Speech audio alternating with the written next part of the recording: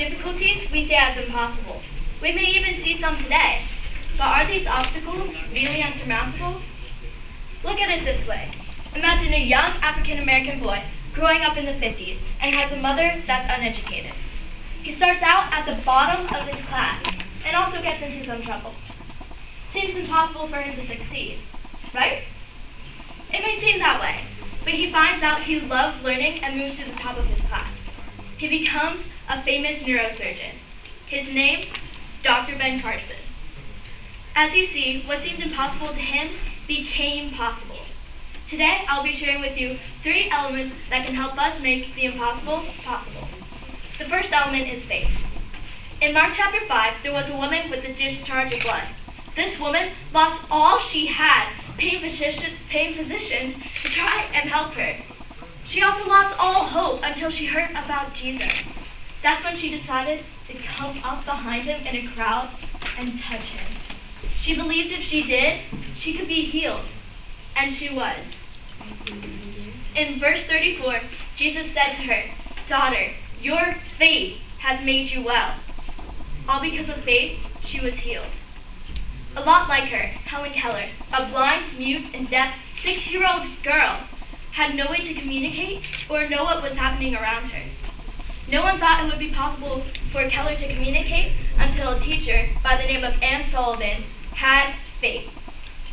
Through a series of events, Helen came out of a world of hopelessness and darkness and into a world of light. If Anne Sullivan didn't have faith, Helen Keller wouldn't be the encourager, journalist, or communicator she became.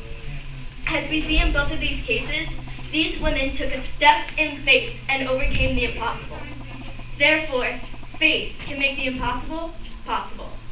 Secondly, we need prayer. To me, prayer is just talking to God.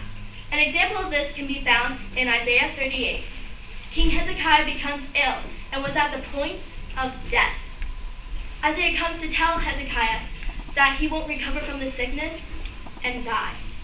In verse 2 and 3, it says, "Then Hezekiah turned his face to the wall and prayed to the Lord and said, 'Please, O Lord, remember how I have walked before you in faithfulness and with a whole heart, and have done what is good in your sight.' And Hezekiah wept bitterly." God responded by giving Isaiah a word and told him to go back to King Hezekiah and tell him, "The Lord has heard your cry, and you will live." As seen, the impossible can become possible by prayer. Pat Johnson said this, "When a man works, man works. When a man prays, God works." Lastly, perseverance is another element. A family that I know has shown this. The mother was getting ready to have another baby. In her first trimester, the mother started hemorrhaging and went to the hospital. There, she had an ultrasound and found that the baby had no heartbeat. Because of this, she was given the choice to lose the baby at home or have surgery. She decided to go home, but prayed by faith that God would take care of this situation. Over time, she had several more ultrasounds. After 6 ultrasounds, the doctor still was unable to find the baby's heartbeat. So the mother decided to have surgery and take away the baby. The anesthesiologist came in to get her. The mother ended up waking to big news from her husband. He told her that after she was taken in for surgery, he had them check again for the baby's heartbeat for the 7th time, and they found it. Today, that little girl is 11 years old. Their perseverance made the impossible possible. In conclusion, we need faith, prayer, and perseverance to make the impossible possible. Now look at your own life and see how through God, those obstacles are possible. Thank you.